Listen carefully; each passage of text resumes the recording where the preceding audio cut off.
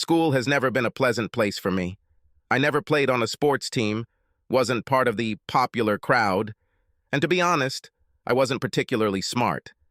I didn't have any problems, but I didn't do anything exciting either. My burning dream was to leave there. But I had one great talent. I was a jack of all trades, and I had a sixth sense when it came to installing electrical equipment. My name is Brandon Michaels, and my father worked as an electrician his entire working life. He has no relevant qualifications, but earns good money. After finishing school, I applied to become an apprentice at a large electrical company. They sent me to their in-house college in the Midwest to qualify as an electrical engineer and paid for my tuition with a living stipend. College was a fun place, with parties, girls, a little drinking, but mostly a lot of work. I excelled not only in installation and maintenance, but also in design and calculations.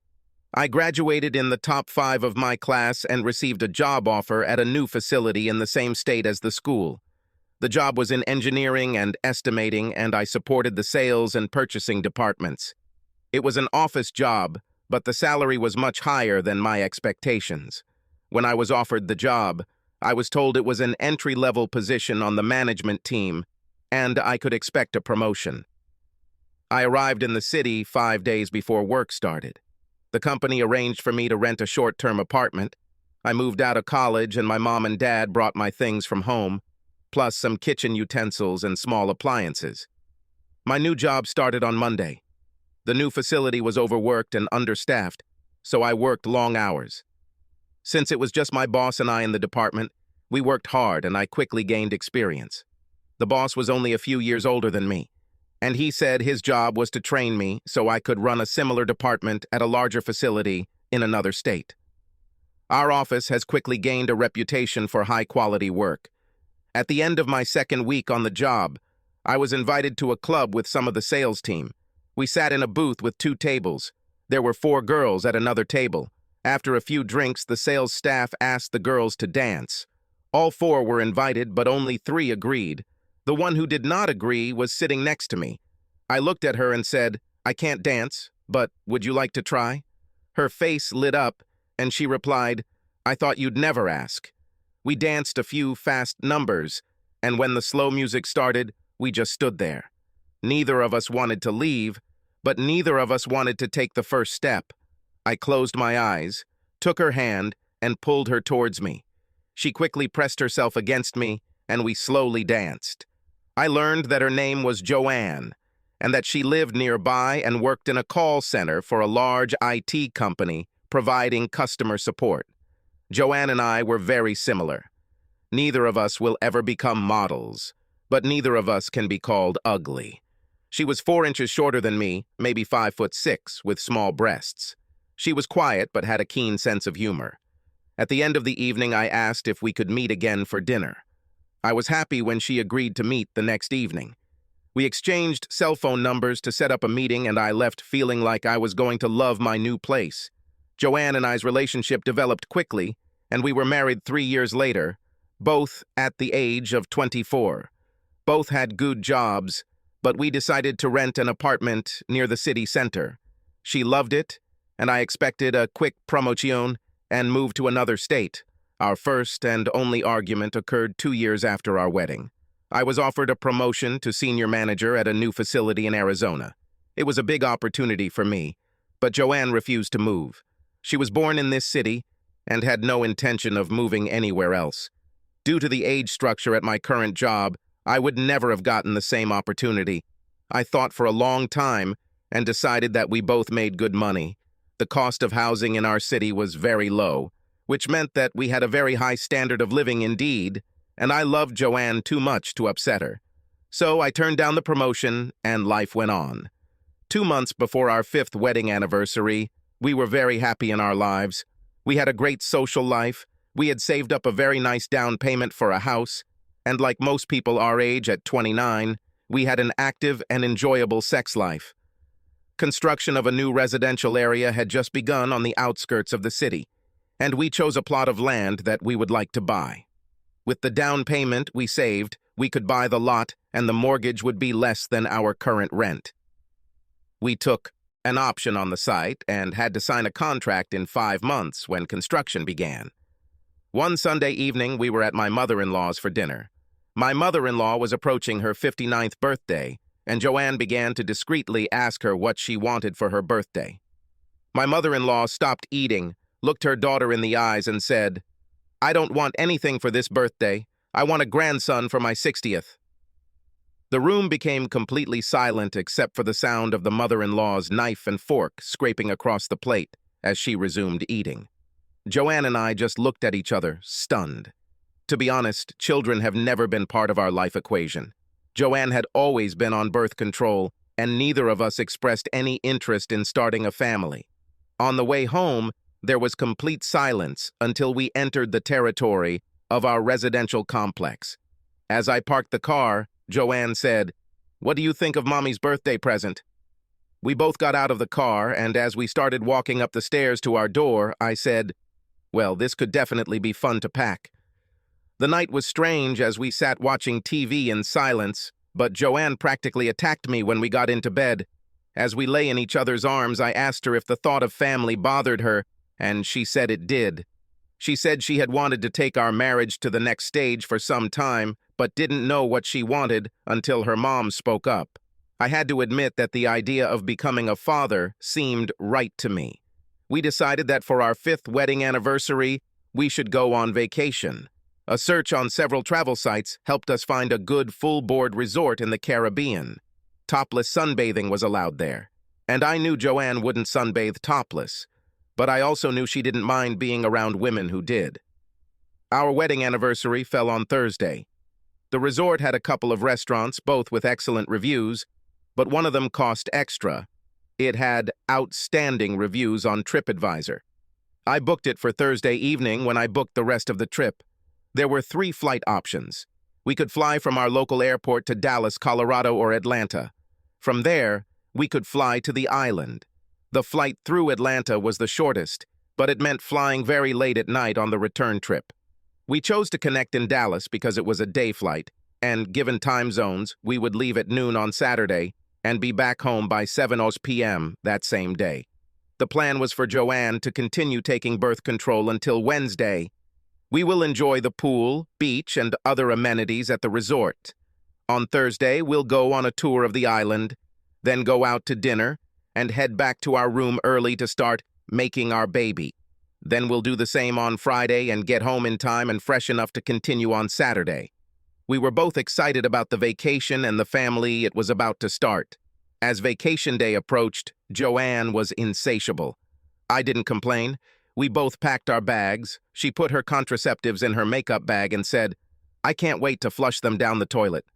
I told her to pack a spare set in her carry-on in case her bag got lost. We didn't want to start too early, and we could flush all her pills at once on Thursday morning. What a ceremony this will be.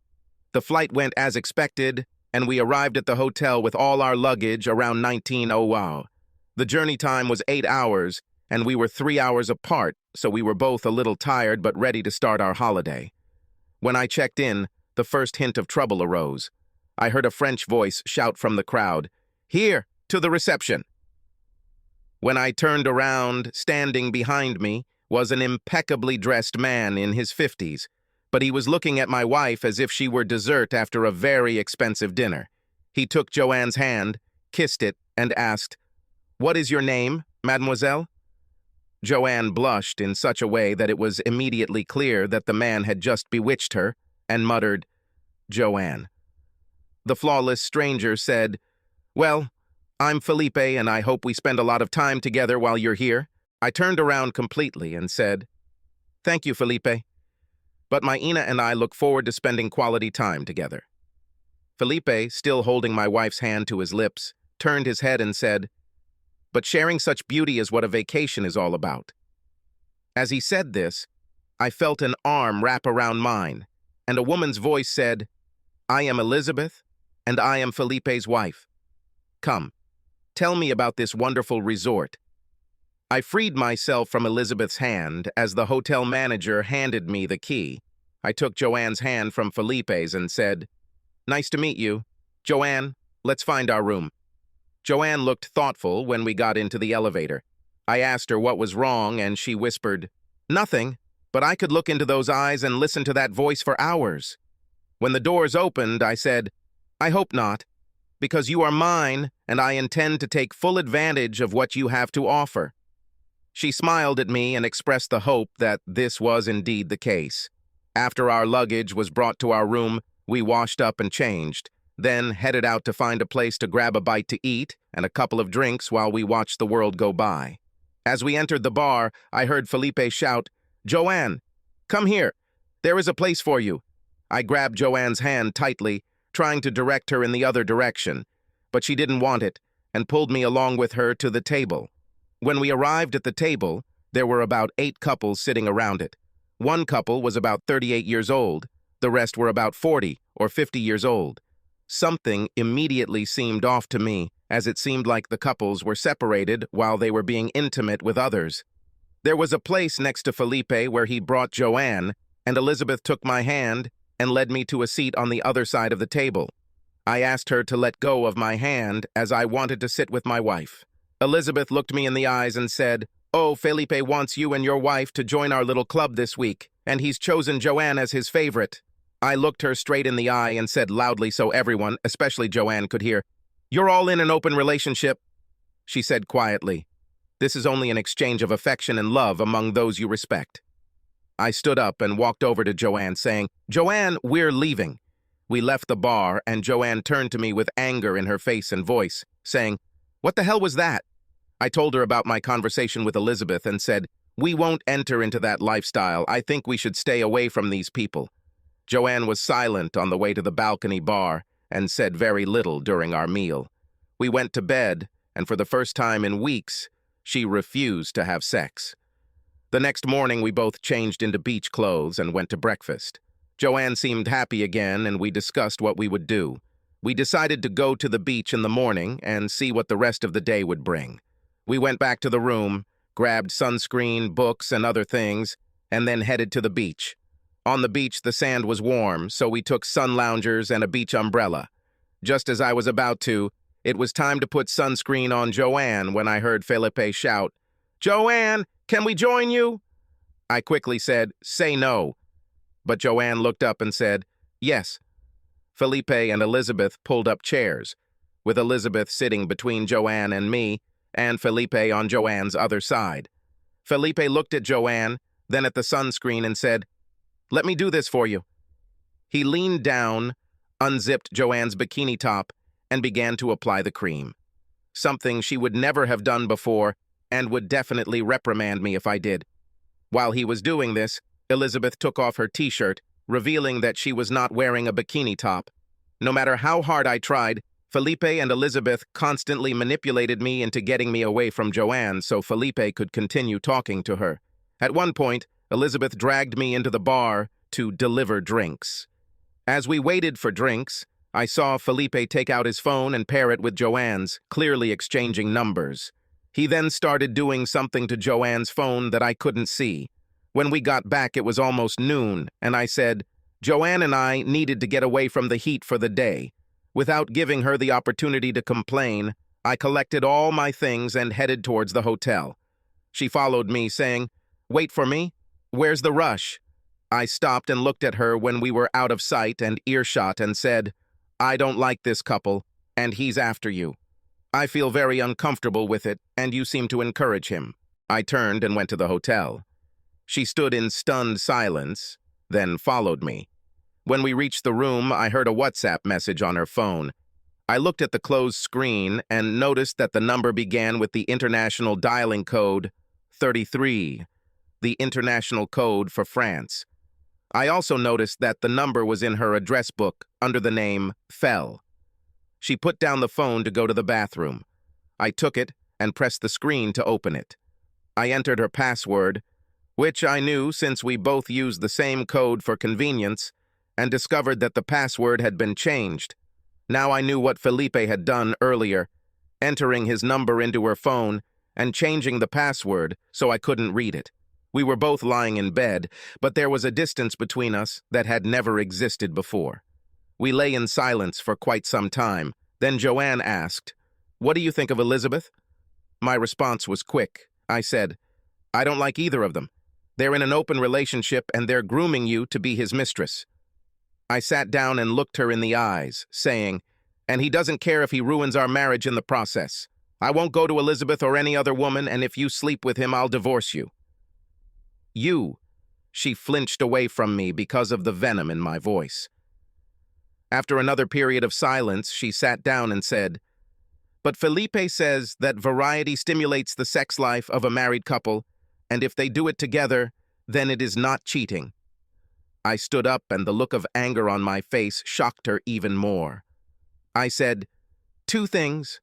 I will never give you permission to sleep with him, so if you do, you will be a cheater, and it will lead to divorce.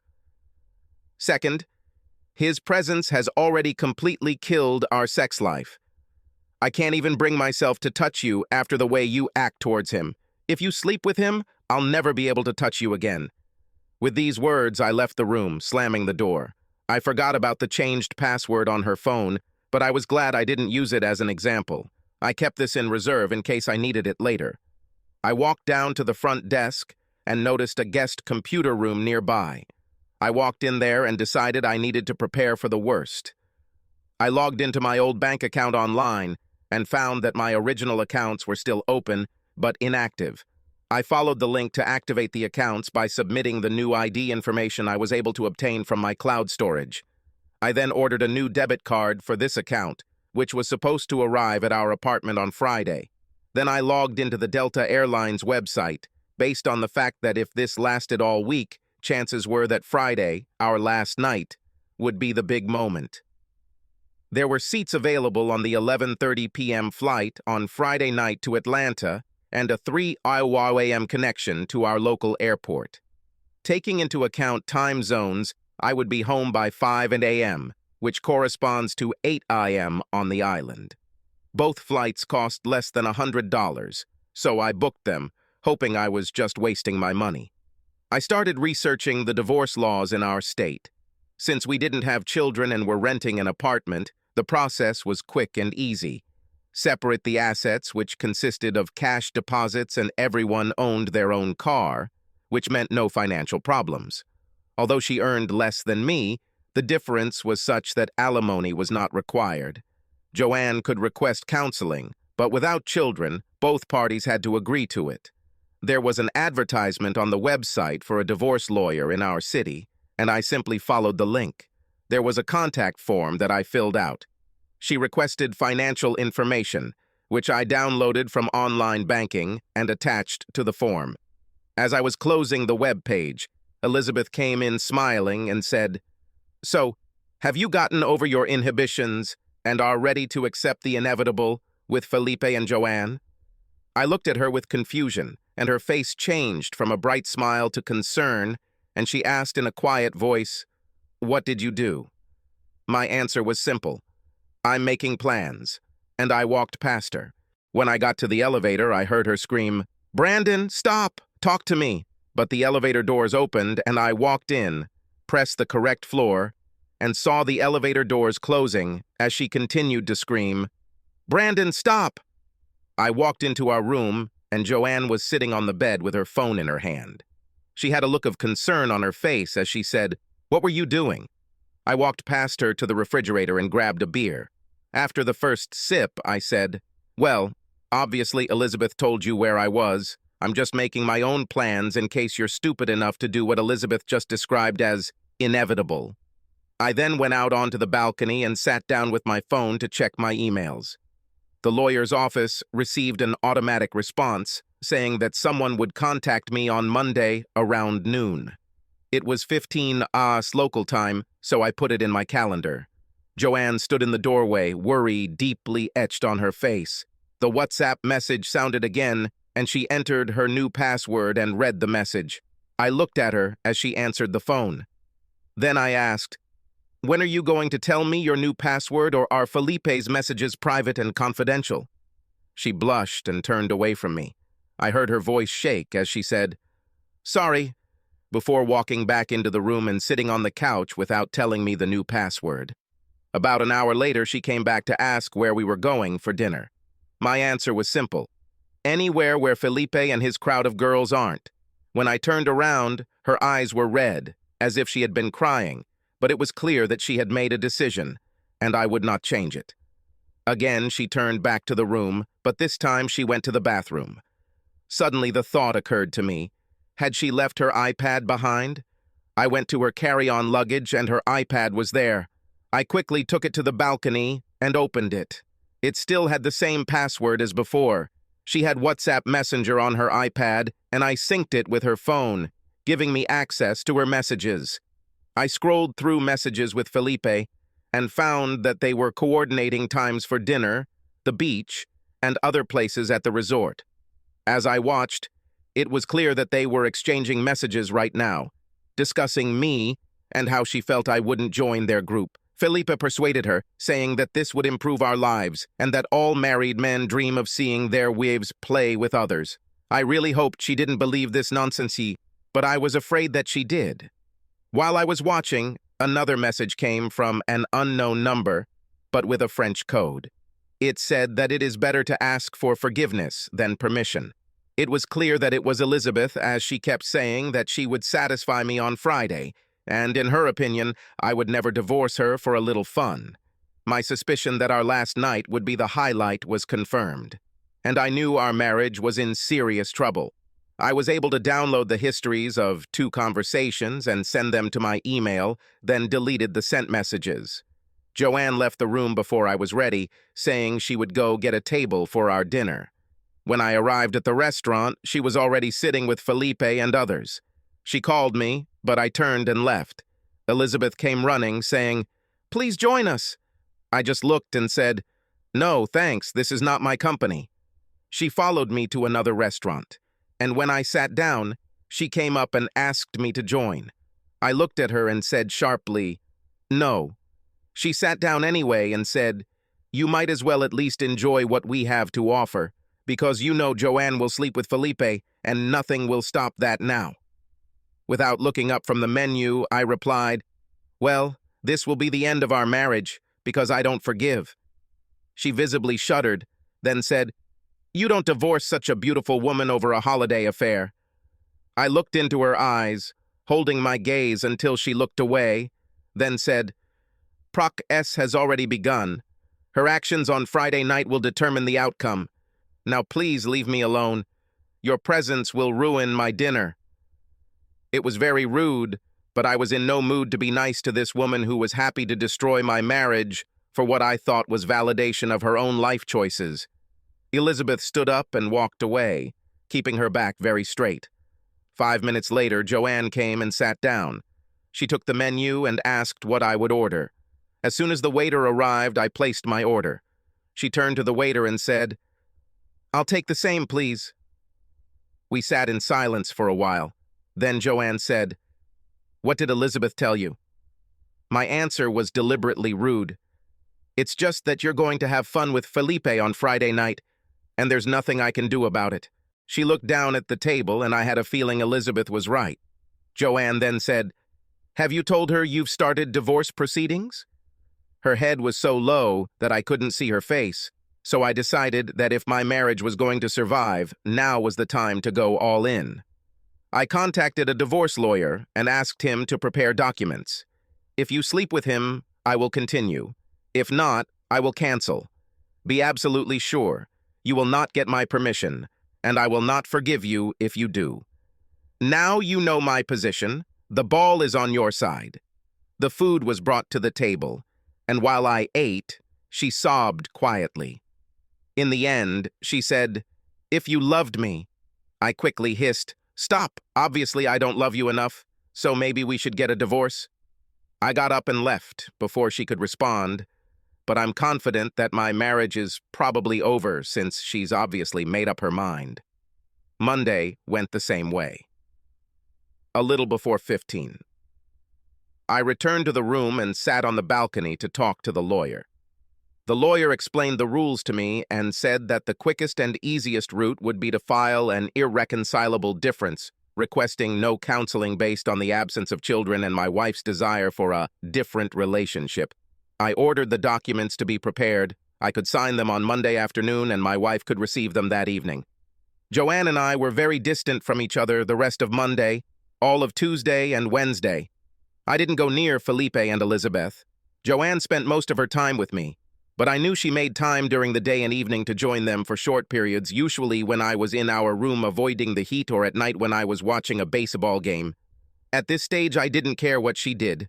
On Wednesday evening, while I waited for Joanna to change, I looked at her WhatsApp again on the iPad. The last message explained everything. It read, "Make sure you don't stop taking the pills. You can reward Brandon when you get home with the great pleasure of being pregnant with a new sexy you." I downloaded the messages, sent them to my phone, and copied them to the lawyer, just in case. On Thursday morning, I gave Joanne her anniversary card and gift. Then I said, "Okay, let's put this Felipe thing behind us and wash off these pills so your mom can get her gift." "On your 60th birthday." She stuttered, then quickly said, "Okay, but I thought we'd do this later." She took out her pack of pills, and I noticed that the pill for today had not been taken.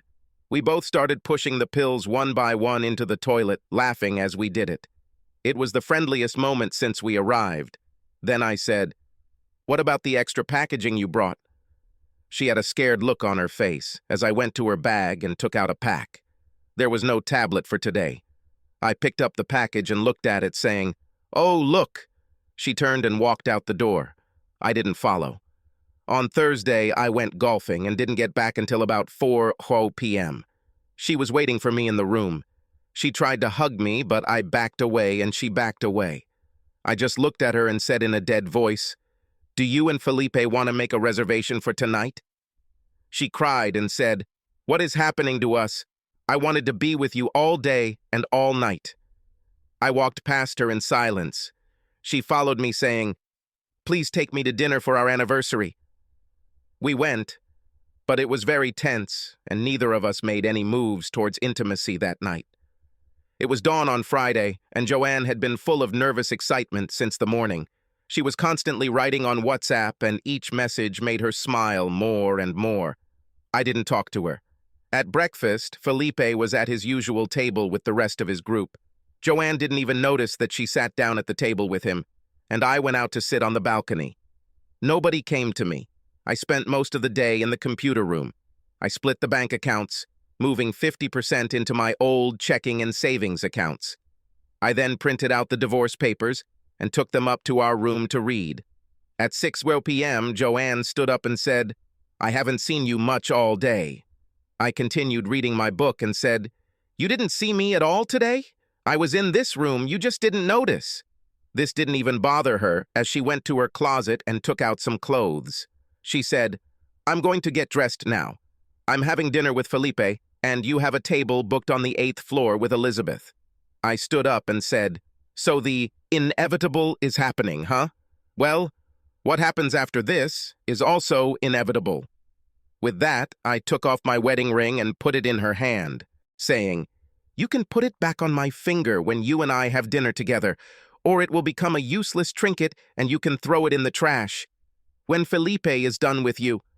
She grinned and said, "Elizabeth said you'll try one last time to stop this, but it will happen. I need to do this before we start our family. If you act like a macho man, I'll never forgive you, and our marriage will end. So accept it, enjoy your time with Elizabeth, and when we get home tomorrow, we can start making a baby." I don't know where the loud laughter came from, but it came from the pit of my stomach. Then I shook my head and said, "If you do that, you'll be a total cheater. My life, and I will divorce you. If you don't do this, you will divorce me for my macho behavior. Either way, it looks like our marriage is over. One thing is for sure, I will not make you a child, and your mother will have to do without a grandson for her 60th birthday." She took her clothes and said, "God, you're making a mountain out of a molehill. Decide for yourself if you want this free pass, but I'll see you tomorrow to start the rest of our lives." With that, she left the room, carrying clothes for the night with another man. Since the marriage was now over, I went to the computer room to email the lawyer confirming an appointment on Monday afternoon to sign the divorce papers so they could be filed with the court and served. My next step was to the local real estate agency's website, where I found a short-term, fully furnished apartment with a permanent lease agreement. I paid a month's rent, plus a deposit in advance, and was able to pick up the keys tomorrow when the office opened at 9:30 a.m. As I was leaving the computer room, Elizabeth, dressed to kill in a little black dress, walked up to me and said, "Where are we going?" I just said, "We're not going anywhere, I'm going home." She looked shocked and said, "But you're leaving tomorrow." To which I replied, "Plans change." A strange expression appeared on her face, and she said, "What have you done now?" I turned and walked towards the elevator, and over my left shoulder said, "What I promised." She stood and looked at me as the elevator doors closed. I packed my suitcase, took my passport from the safe, but decided to leave the safe door open. Joanne didn't know the combination. I just wanted to leave and not make her life miserable. I noticed that she left my wedding ring on the table, so I put it on her passport in the safe. I grabbed my suitcase and went down to check in to ask when the shuttle to the airport left. They told me it would be in 15 minutes, so I left my suitcase and went out onto the balcony. I saw Joanne and Felipe having a very intimate conversation, and when Joanne saw me, she showed me the FAQ.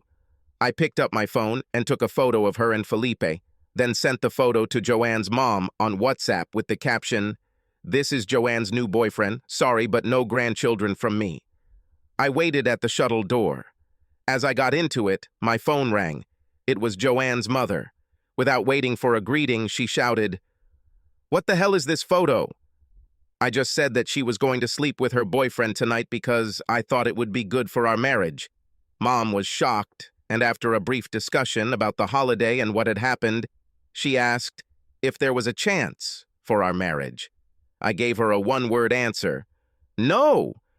I heard her cry, and she replied, "I understand, and we will miss you." I told her I was leaving tonight, and Joanne would need to be picked up from the airport tomorrow. The flight to Atlanta was uneventful, and I had about an hour-and-a-half wait for my connecting flight. I turned on the phone and received 3 messages from a French number. One was a photograph of Joanne, naked and sleeping. The second was a video of she clearly had sex with someone. The text from the video read, "Hope you like what you see. She'll be more energetic for you tomorrow, for sure." I forwarded all 3 messages to the lawyer, then turned off the phone. When I arrived at the apartment, I turned on the phone. There was a message from Joanne. "We're going to the balcony restaurant for breakfast in 1 hour. Why don't you join us? Looking forward to getting back to your place." I simply ignored the message and started packing my things. I was on autopilot and packed 2 suitcases and a bag in an hour. I then opened my mail and picked up my new debit card. I ended up writing letters to the landlord and utility companies to cancel my participation and paid half of all bills before termination. I also copied the letters to Joanne so she could do the same if she wanted. As I was leaving, my mother-in-law came. She asked me to make her coffee so we could talk. She asked if there was any chance of reconciliation, and again I told her there was no chance. We were done, and Joanne knew it when she left. She began to cry. As she was leaving, Joanne called. I answered, and a breathless Joanne said, "Where are you? Why is my mom asking who I slept with? And why is your phone ringing like you're back in the US?" I said, "Hey, there's someone here who wants to talk to you." I handed the phone to her mother, who took it and said, "You are a stupid fool. You ruined everything good in your life. And for what?" I heard Joanne scream, followed by the request, "Please pass the phone to Brandon." I took the phone and said, "You didn't believe me, it's over now. You'll find your ticket and passport in the safe, and the front desk will direct you to the shuttle. Just make sure you go to the correct gate for your transfer in Dallas. Your mom and dad will meet you at the airport. I'm sorry, but the only way I can forgive you is knowing that you will never do it again, and the only way I can guarantee that is to leave. Dividing the property in half. I left cancellation letters for you if you want to leave the apartment. We have an option on the house, so if we don't do anything, that option will expire in 3 months." I heard a huge sob, and then a very quiet voice. "Okay, can we talk when I get home?" I kept the line open but didn't speak, and she asked, "Don't we have a chance?" I simply replied, "No," then said, "Goodbye, Joanne. I'm sorry about the vacation," and hung up. I left her mom and went to the real estate agency, picked up the keys, then to the phone store to change the number, which will take effect next Wednesday. When I arrived at the new apartment, I fell on the bed and slept for 5 hours straight. I was woken up by the phone ringing. It was Joanne who said that she had returned to the apartment and asked me to come home. My response was sharp. "I'm home, Joanne. It's just you're home now." She hung up because she was crying so hard she couldn't speak. On Monday, I went to work and found an email offering me a new position in the Texas branch. I filled out the taste before starting work and took it to the HR department. At lunchtime, my boss came in and asked why I had changed my mind about moving. I told him the story. 2 hours later, I received an email from HR informing me that the position was mine. I will start working in a month. My boss called me in and said, "They wanted you for this position, but they didn't think you'd apply. It was approved 10 minutes after you applied." I had a meeting with a lawyer at 15 Natsos. She advised that Joanne was notified at 4:30 p.m., and all I had to do was provide original signatures on all documents. Joanne was at her parents' house, and the lawyer told me to expect my phone to blow up. At 4:35 p.m., Joanne's mom called, saying that Joanna had been notified and that she was curled up at the front door. She asked if I could come and talk to her. I said I was sorry, but I couldn't do it. We're done, and I'm moving on. The next month was hell. Joanne was at work morning and evening. She tried to find out where I live and what my new number is. The lawyer advised me to also buy a new phone so that Joanne would not have access to the Find My Phone feature.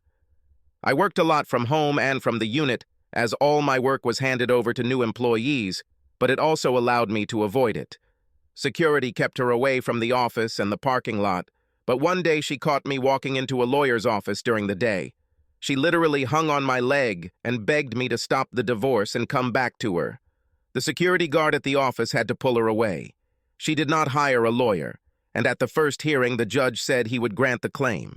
She begged him to reject it, but he said I had the right to choose, and I chose divorce. At the next hearing, she hired a lawyer, but was told she had no grounds, and the divorce was granted. It would become final in 6 months. Before the divorce was finalized, I moved to Texas. I found an apartment and moved in, keeping mostly to myself. About 4 months later, while walking through a grocery store, I was nudged on the shoulder by a short woman about my age whom I vaguely recognized. She said, "Hello, my name is Elaine. I work for your main supplier. You don't even look at me, but I want to get to know you better. So, leave this basket and let's go. Get some coffee." 8 years have passed since that day in the supermarket. I had just been promoted to vice president in charge of Texas, and my photo was posted on the company website. Elaine and I were at the scan. She is pregnant with our 3rd child and is in her last week of term. We walked into the office as she had left her car in the company parking lot when the secretary said, "Mr. Michaels, there is a woman waiting for you there." When I turned around, I saw Joanne walking towards me with open arms. She cried as she said, "Brandon, I've come to take you home." At that moment, Elaine stepped between us and said, "Are you Joanne?" "I'm Elaine, and Brandon is already home." Joanne stopped, looked at Elaine's pregnant belly, and froze. To my surprise, Elaine walked up to her and hugged her tenderly. Joanne looked at her and asked, "Is this Brandon's baby?" Elaine said yes. "And this is our 3rd. Joanne straightened up, hugged Elaine, and said, "Please take care of him. He needs it." She came up to me and said, "I'm sorry. I really ruined everything, but I never gave up hope that I would be the one to carry your child. I promise I will never contact you again." I leaned over and kissed her on the cheek, saying, "Thank you," then took Elaine's hand and led her into my office. Subscribe to our channel so that your second chaff doesn't cheat on you, and go ahead and listen to the next story, because this story is nothing compared to the next one. If you're under 18, don't even think about listening to the next one.